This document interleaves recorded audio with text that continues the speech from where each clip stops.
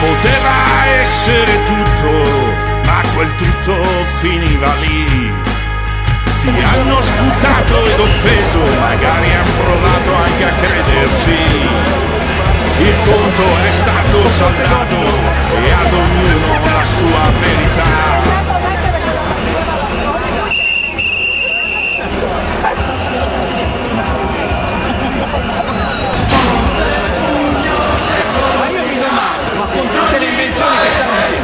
Perché non dicono che abbiamo scoperto l'ibernazione? Porca miseria! Parliamo per 150 anni e dicono che noi siamo talmente contenti.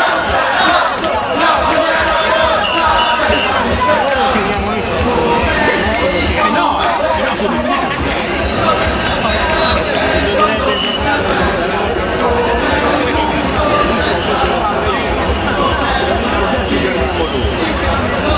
quindi facciamo credere che cosa vedi sarai io, le te convinto di te, siccome c'è qualcosa, ma lui risorgerà, Angelo,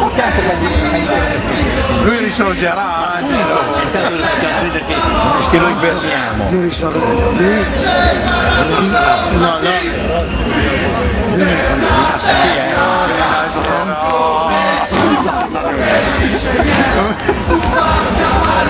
rilascerà. Cazzo, la fanno partire sì una questa il suo parere, mi dica il suo parere. io sto constatando che c'è tanta gente che ci stanno facendo le domande.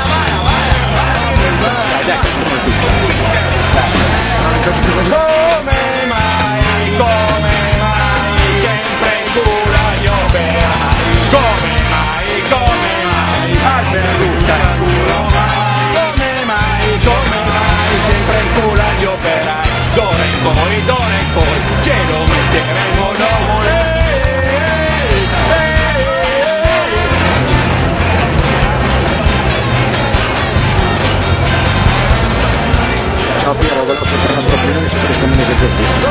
è più che riuscita, e ora che vado in galera.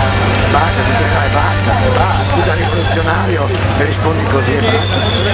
Prima in galera, poi ci pensiamo.